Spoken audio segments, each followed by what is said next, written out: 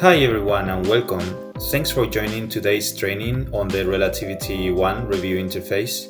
Whether you're brand new to Relativity or just looking for a refresher, this session will give you a solid understanding on the core layout and tools you'll be using during document review.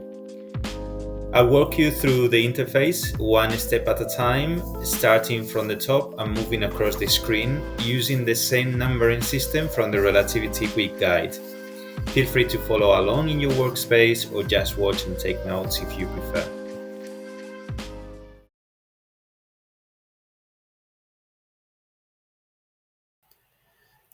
In the top left corner of the review interface, you'll notice two key elements. First, Exit Viewer in blue. This is a clickable link that takes you out of the document viewer and back to wherever you entered from, like a safe search or a batch. Right next to that, you'll see Documents in black. This isn't a link, but it tells you are currently working within the Documents area. Just as a quick overview, directly underneath, that is your document list. This is your review queue, and it shows all the documents you're currently reviewing.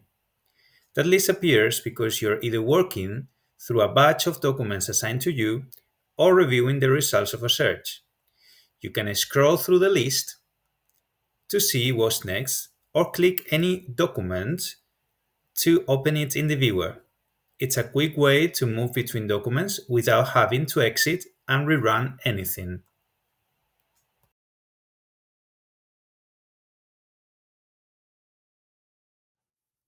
Okay, so next is number 2, which is at the top center. This is the Documents Actions menu.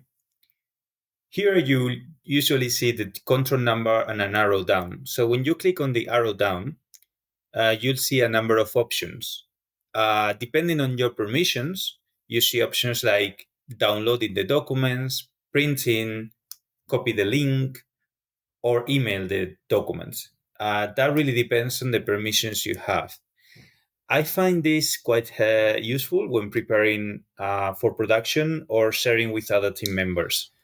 So here is a list of the document actions that you may see when you click on the arrow down. You may not see all of them, but that really depends on your permissions. So here on the top, we've got download. If you select this option, you will download a copy of the current document. You can also copy a document link. So this is very helpful when you just want to basically send the link or find the link at some point. And then once you click on the link, it will take you to the document. Then email the document. I think it's very helpful when you are sending emails. So basically, it will basically email in your default email application the URL to the current document included in the body of the email. Then the option replace document native is simply basically to replace the native file of the current document with a new file. Then you've got delete all images for this document. So what this does is basically deleting all the images for the document. Replace images for this document basically will replace the different images of this document. Reconvert means basically to clear your internet browser's cache and reload the current document for review. And if you click in here, which is the download translated document, you will select the desired language to download a copy of the document in the selected languages. This option only displays if a document has been translated.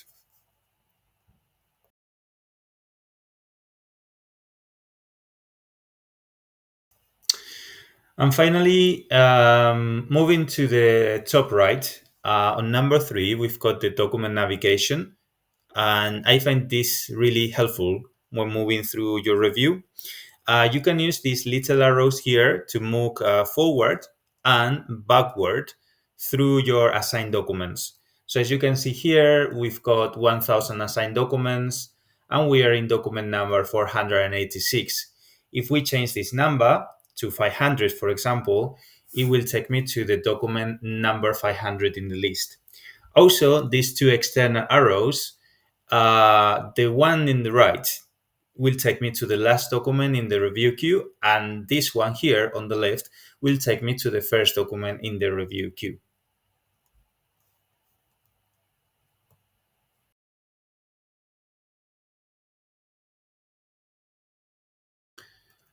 Now let's take a look at the viewer settings.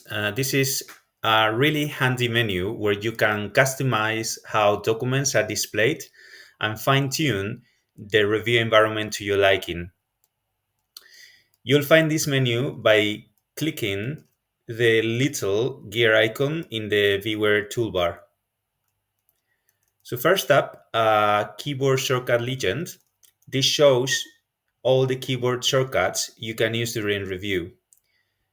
Think of it as your cheat sheet for speeding up your workflow, whether you're jumping between documents, applying coding decisions, or switching views. Right below, that is the disable keyboard shortcuts. If keyboard shortcuts are in your theme or they're interfering with other tools, you can toggle them off here. But if you are someone who loves efficiency, definitely keep them on. Next is the show or hide tab strip setting. These control whether you see the side panel and tabs while you're reviewing. Hiding the tab strip gives you more space for the document. And I think this is great for detailed reading or working on smaller screens. The pop-up viewer, you can use this one to open the document viewer in a separate browser window. It's perfect if you want to compare two documents side by side or if you're working across multiple monitors. Then we have the swap layout. This flips the position of the coding panel and the document panel. If you prefer to have your coding fields on the right instead of on the left, or vice versa, this option gives you that control. And finally, there is the review interface settings. This one only is visible to system admins. So if you're not a system admin, you probably won't see this one. It gives you the access to the behind scenes configuration options to the viewer. Things like viewer extensions or troubleshooting settings can be adjusted here.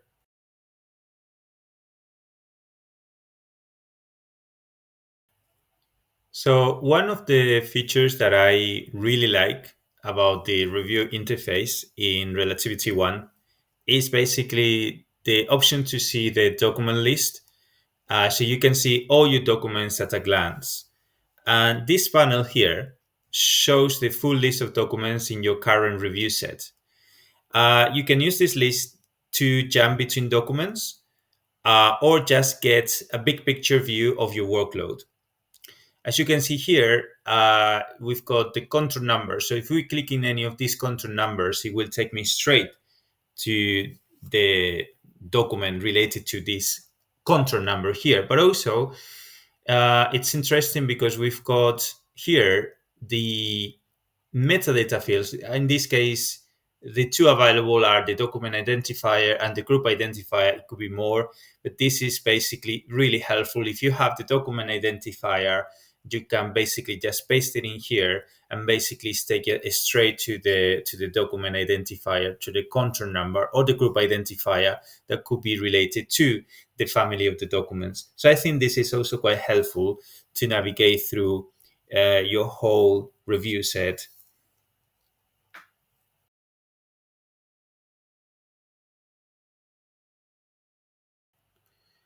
Number 6, at the top of the document viewer, you'll see several viewer type tabs. These tabs let you choose how to view the document depending on what you are trying to do during review. So first up, we've got the native viewer. The native viewer shows the document in its original near native format, like Word or Excel, rendered in your browser. This is great for checking formatting, layout, or embedded content.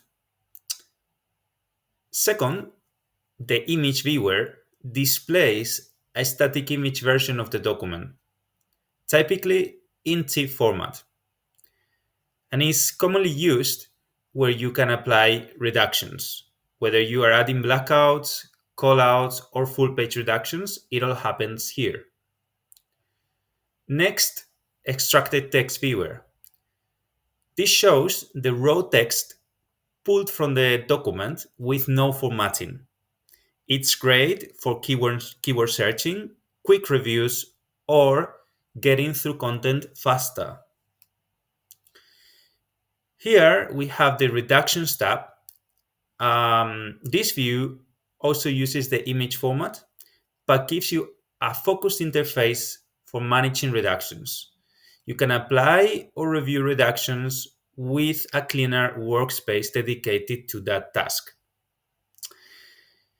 Please note that you may see additional viewer types like production or PDF viewer. In this case, we don't have a PDF available, so that means that there is no PDF view. But in other workspaces or workflows, you may see that. We'll cover productions and more advanced review tools in upcoming sessions.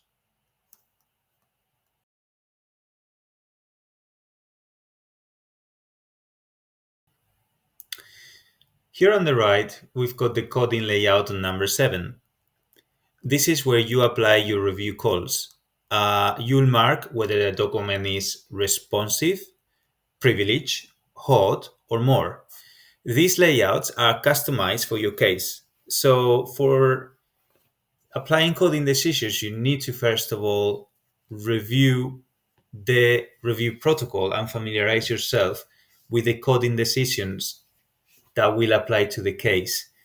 So as you can see here, we've got on the top, we've got the document identifier and the responsiveness, which a number of options, non-responsive, responsive, privilege also is available as a field, and the privilege description will be available for you to apply, uh, you know, the reasoning behind the privilege decision. So that really depends on the protocols, review protocols that you have.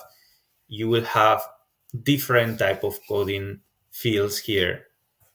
Also, interesting is these different buttons here. Basically, the first option, which is the save and next, pretty much save the coding decision and move to the next document. Save means that you're saving the coding decision, but you're not moving to the next document. You're just saving the coding decision. And cancel is basically for canceling, your coding decisions. In here, you can basically change the coding layout. In this case, is review coding, but this is basically by default. But you can use different coding layouts if they are available.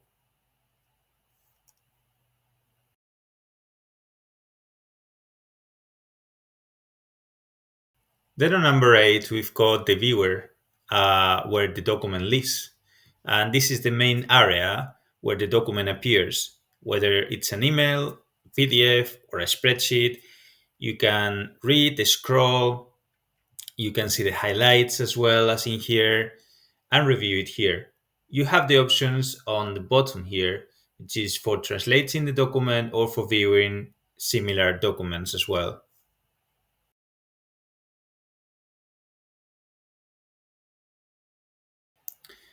And finally, on number 9, we've got the related items card. Documents often come in groups, emails with attachments, near duplicates, or translated versions. This card shows those connections so you can review related items in one go. In the example here, you see all the documents within this family listed. So in total, as you can see, there are many items. There are 2,500 documents that are members of this family of documents. So as you can see here, you've got Outlook emails, you've got Excel documents, you've got a Word document as well, etc. So this is very, very helpful to have a broader picture when reviewing documents and applying responsiveness or making privilege calls as well. This is definitely very, very useful. And I always encourage reviewers to review those documents as well in connection to the main document that they're reviewing in the viewer. Then the document history, I can basically explain more this in detail in a different training session, but basically it relates to all the actions that have been applied on a document since it has been uploaded into Relativity. Thanks for joining today's session. We hope you found it helpful and feel more confident using the RelativityOne Review Interface. If you want to learn more, visit www.tasconlegal.com or follow us on LinkedIn. See you next time.